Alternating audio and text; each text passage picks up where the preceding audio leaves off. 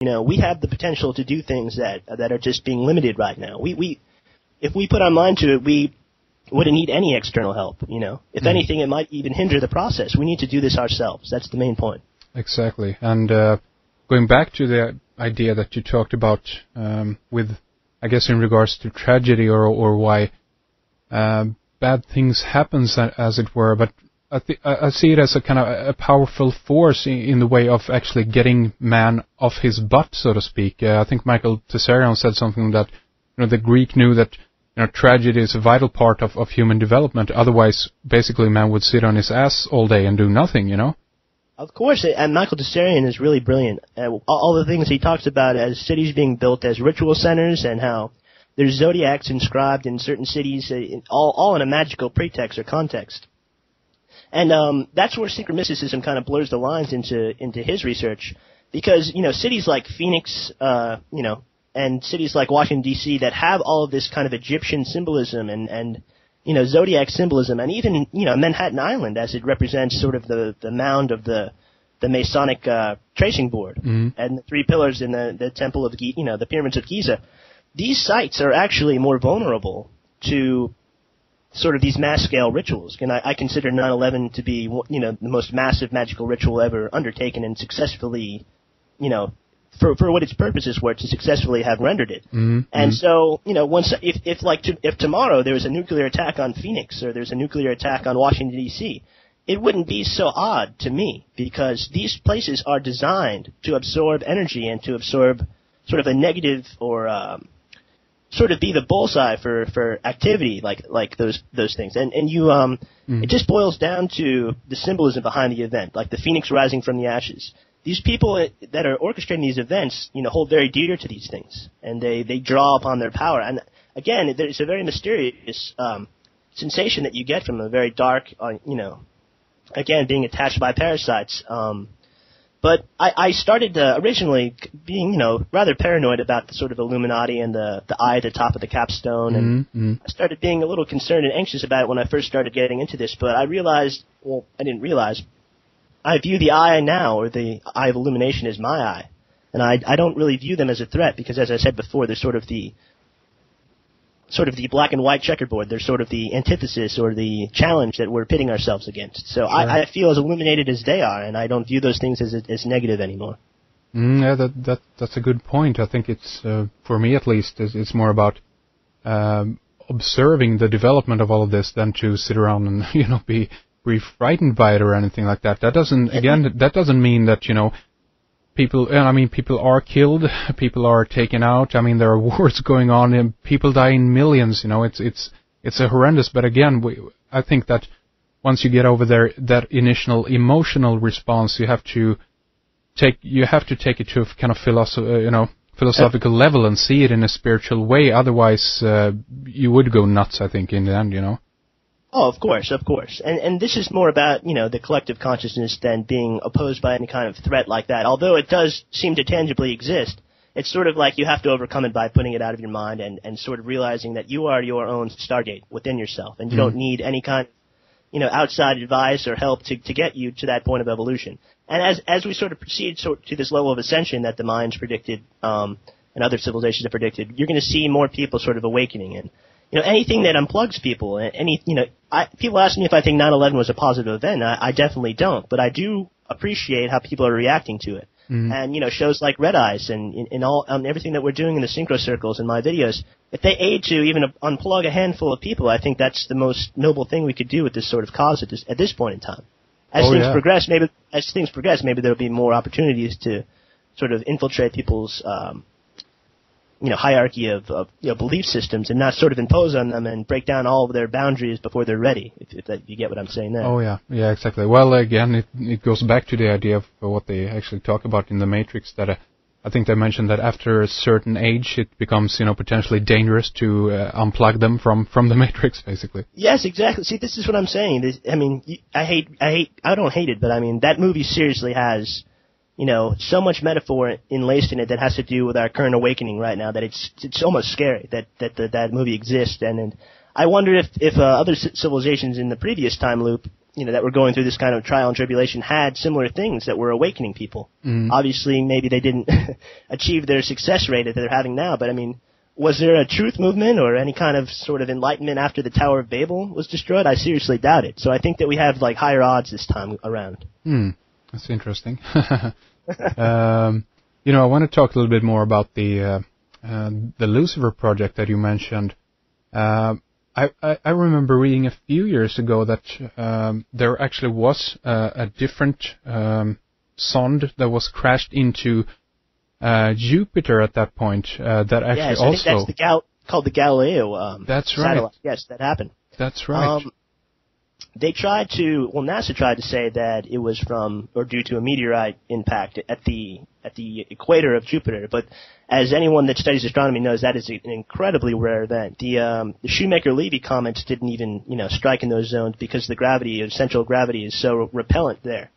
But it seemed to have this gigantic kind of implosion mark, similar to the 2001, symbolism. And that was directly after they admittedly launched the Galileo probe into Jupiter.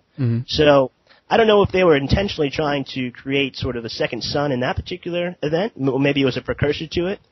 But, I mean, I definitely don't think it is not within the power of these individuals. And, NASA and sort of our science in general is so much further ahead than what we teach our students in our classrooms.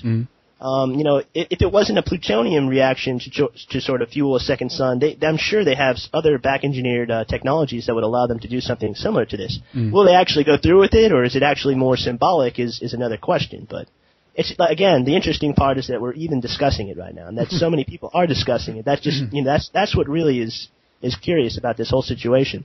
And, the black monolith in 2001 was originally supposed to be a tetrahedron, 4 triangular surfaces of the pyramid. And the tetrahedron is a building block that reminds us of the Kaaba, the missing cornerstone of the Great Pyramid, the so-called container of creation. In fact, Kubrick actually had them construct the tetrahedron with 12-foot tall plexiglass, and it was really difficult for them to do. He rejected it because it had like a green tint to it that didn't really appear well on film. And it was interesting because I was just reading an article on the building design for the Freedom Tower. That design is very similar to a tetrahedron, and it's very similar. It's got an octagonal base. It's just, the Stargate elements within the building of that, or the construction of that building, are just completely, mind-blowing. Oh yeah, definitely. And I was reading an article. They said they were trying to remove the iron from the glass because the iron gives the glass a green hue. So, it's the same kind of rejection that sort of Kubrick had on the film. And it's just those little synchronicities that add up. I know, again, you could see patterns arising in any system, Sure. Sort of if you watch binary code long enough, you'll see patterns arise. And I'm sure even if you, our brains were 5 times bigger, you could start to derive a signature in pi. So anything, even, from the micro to the macro level, if you look at it long enough, patterns arise. It's when fiction or the dream world starts imitating or coming into reality is when the patterns become most interesting, at least to me.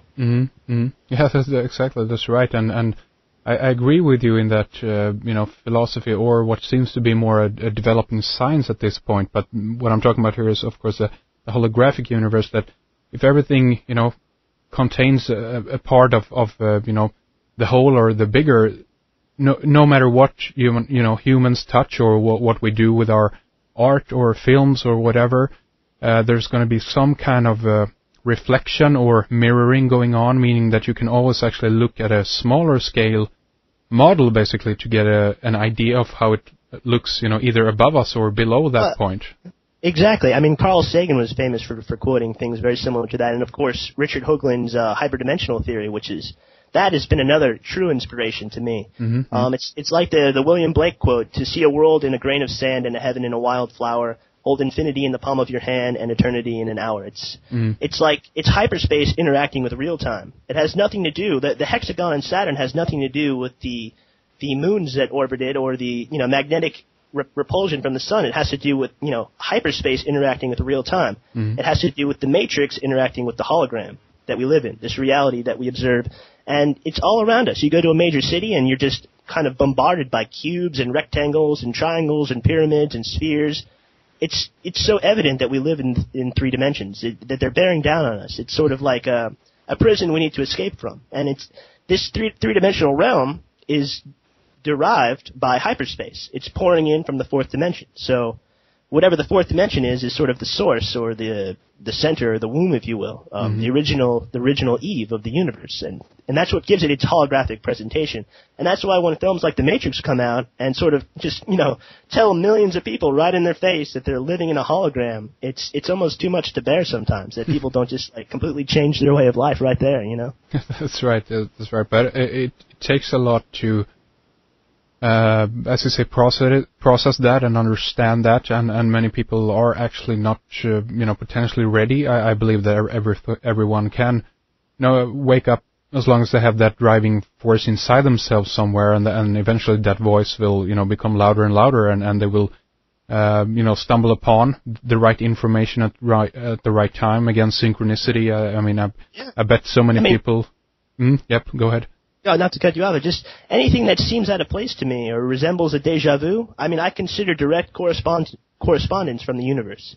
Like when 8 or 9 bridges collapsed this year around the world. I didn't see it as a random coincidence. I saw it as the same sort of metaphor for, Black Cat passing Neo and him saying, something's been changed in the Matrix. What does that mean? Yeah. It means the elites are doing something to basically, put the sheets over your eyes and just change the reality around you. And I know a lot of people think that train of thought is crazy or insane, but sometimes these coincidences, as if you really go far into the rabbit hole as sort of the synchro circle, people and myself go into, it becomes more obvious that these coincidences are indeed, occurring. They're tangible to us at least, and more and more people seem to be catching on to it as more of a reality than a dream world. I hope that continues. I hope that it, only has room to grow from here. Absolutely, definitely. Hey, listen, we're actually fast approaching the end here of our first hour, but I do want to ask you, are you interested in continuing speaking with us a little bit longer? Sure. Let's see where it goes, so we can continue as well. Definitely. Excellent. Before we end off here, though, for this first segment, I want to mention again your YouTube channel and your blog. First of all, youtube.com/SoundlessDawn. That's the YouTube channel. And your blog, of course, is Labyrinth of the Psychonaut.blogspot.com. What are your, before we run things off in this first segment here, what are your plans for the future here? Continue as you do, or do you have bigger projects on the horizon? Yeah, so, of course I want to expand. I want to start making, larger video segments. The only reason why Jake and I do this sort of 10-minute limit is because that's what YouTube allows at the moment. I want to start bringing this sort of topic, secret mysticism, to a wider audience using, different mediums. I want to begin writing a book on the subject. I want to sort of experiment with film and documentary, and just sort of compile these things into a DVD and eventually get it out to everybody so they have it in a much better quality.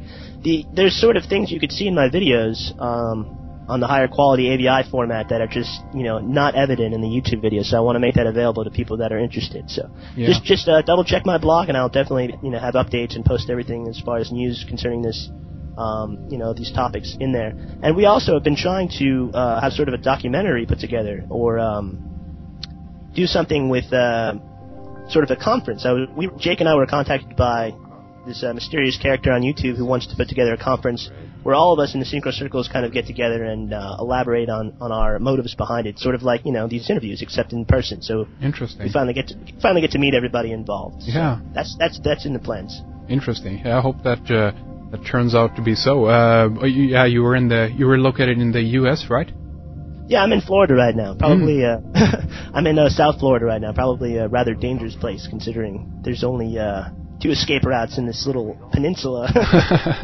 But I love where you guys are actually residing in Stockholm, or where are you in Sweden exactly? On the other side of the coast, near Gothenburg. That's the second largest city in Sweden. So. Oh, Gothenburg! That's just beautiful out there. I would love to visit out there for sure. Definitely, yeah, exactly. We'll see what happens, as they say. There are things, things are happening, and synchronicity, as it were, is with us all the time. So let's see where it goes, as it were.